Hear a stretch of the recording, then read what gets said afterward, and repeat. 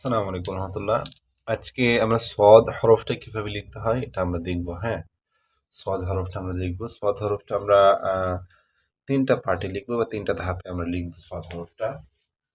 তো যারা আমাদের পূর্বের ভিডিওগুলো দেখেননি, তো মনোযোগ দিয়ে আমাদের পূর্বের ভিডিওগুলো দেখেন এবং প্র্যাকটিস করেন, তো ইনশাআল্লাহ আপনিও ক্যালিগ্রাফি শিখতে পারবেন। তো ক্যালিগ্রাফি প্রত্যেকটা হরফ, প্রত্যেকটা ফন্ট শেখার আগে তার যে হরফগুলো থাকে এই হরফগুলো যে আপনি আয়ত্ত করতে পারেন, তাহলে সেই ফনের বা সেই খতের আপনার মাহের হইতে পারবেন বা পারদর্শী হইতে পারবেন। আচ্ছা, সদ যে হরফটি আছে এটা আমরা তিনটা ধাপে লিখবো। তো ধাপ লেখার আগে আমরা নোক্তাগুলো দিয়ে নিই। খেয়াল করে আমরা দেখব, উপরে আমরা আহ 5টা নোক্তা দিব। শুরুতে আমরা 5টা নোক্তা দিয়ে নিই। এক নোক্তা, দুই নোক্তা, তিন নোক্তা, চার, এ হচ্ছে আমরা 5টা নোক্তা দিয়ে নিয়েছি। হ্যাঁ, আমাদের 5টা নোক্তা দেওয়া হয়ে গিয়েছে। তো এরপর হচ্ছে আমরা এখানে একটা ভাগ করে নিই। শর্টটা যেহেতু আমরা ঘুরবে আর কি, এখান থেকে একটা নক্তা আমরা বাহিরে রাখলাম আর 4টা নক্তা আমরা ভিতরে রেখেছি। 4টা নক্তা আমরা ভিতরে রেখেছি। 4টা নক্তার ভিতরে আমাদের লিখতে হবে। তো এদিকে আমরা উপরে তো এদিকে 5টা তো আমরা পেয়েছি। এই দূরত্বটা আর উপর থেকে নিচ পর্যন্ত কেমন দূরত্ব হবে এটা আমাদের বুঝতে হবে। উপর থেকে নিচ পর্যন্ত হচ্ছে 3 নক্তা সম পরিমাণ। হ্যাঁ, আমরা 3টা নক্তা দিয়ে নেই। 1, 2 and 3। 3টা নকশা আমরা দিয়েছি। 3টা নকশা দেওয়ার পরে এখান থেকে আমরা সোজাসুজি দাগ টেনে দিই। তো একটা বক্স আকারে হয়েছে দেখতে পাচ্ছেন। এখান থেকে আমরা হালকা উপর থেকে 2 নকশা থেকে আমরা স্তরটা উঠানো লেখাটা শুরু করব। 2 নকশা থেকে খেয়াল করেন, এই 2 নকশা থেকে আমরা এখান থেকে স্তরটা উঠাবো। এখান থেকে আমরা এটাকে উপর দিকে, এই দেখুন, খেয়াল করে দেখেন, সবাই খেয়াল করে দেখতে হবে। এটাকে আমরা এইভাবে 2 নকশা পর্যন্ত নামিয়েছি, বুঝতে পারছেন? তো এখান থেকে আমরা ধরে এটাকে এইভাবে 3য় নাম্বার যে নকশাটি রয়েছে সেখানে আমরা নিয়ে যাব। এটাকে গোল করে নিতে হবে। সরি, এটা আমার আরো চ্যাপ্টা হবে আর কি, এটা আমাদের গোল শেপ হয়ে গেছে। একটু চ্যাপ্টা টাইপের হবে। কথা বলে বলে লিখতে গেলে অনেক সময় এরকম হয়ে যায়, বুঝতে পারছেন? ক্যালিগ্রাফিটা আসলে অনেক মনোযোগের ব্যাপার, অনেক মনোযোগ দিয়ে লিখতে হয়। তো এটাকে আমরা এখান থেকে শুরু করবো আর কি, নকশার পরিমাপ অনুযায়ী এখান থেকে শুরু করব। দাগ দিয়ে দিই। এখান থেকে শুরু করে আমরা এটাকে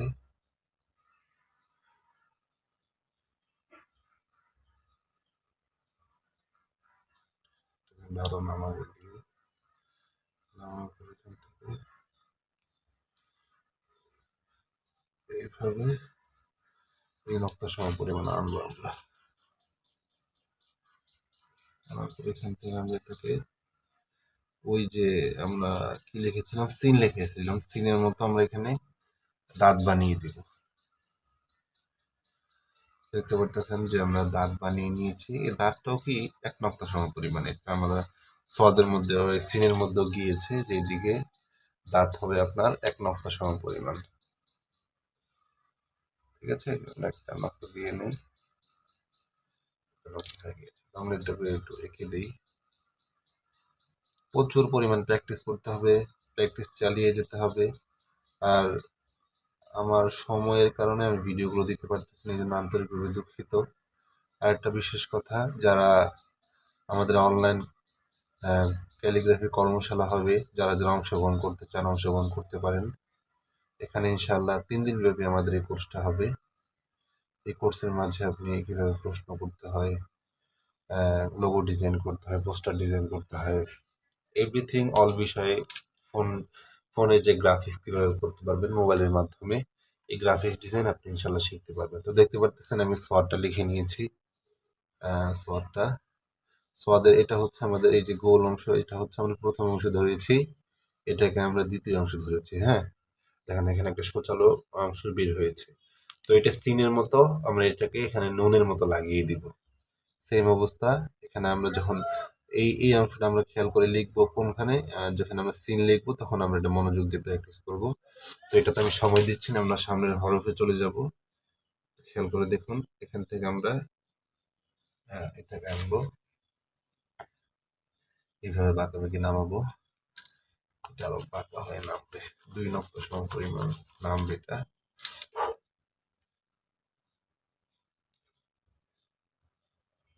এক নক্তা, এ হচ্ছে 2 নক্তা,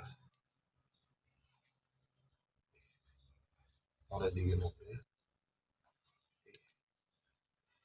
2 নক্তা সম পরিমাণ, এটা নিচের দিকে নামবে।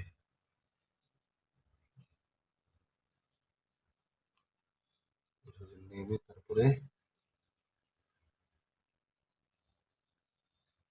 তারপর হচ্ছে যে গোল হয়ে এদিকে উঠবে। হ্যাঁ, হালকা পরিপূর্ণ এই বরাবর যাবে না, হ্যাঁ হালকা একটু ফাঁকা থাকবে, হালকা নিচে শেষ হয়ে যাবে আমাদের এই অংশটা।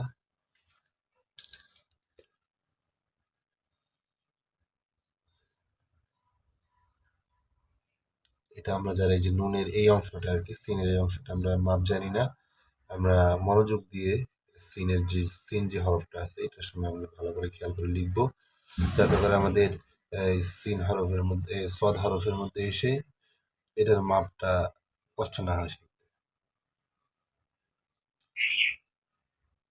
দেখতে পারতেছেন আলহামদুলিল্লাহ আমি এটা সদ লিখে নিয়েছি।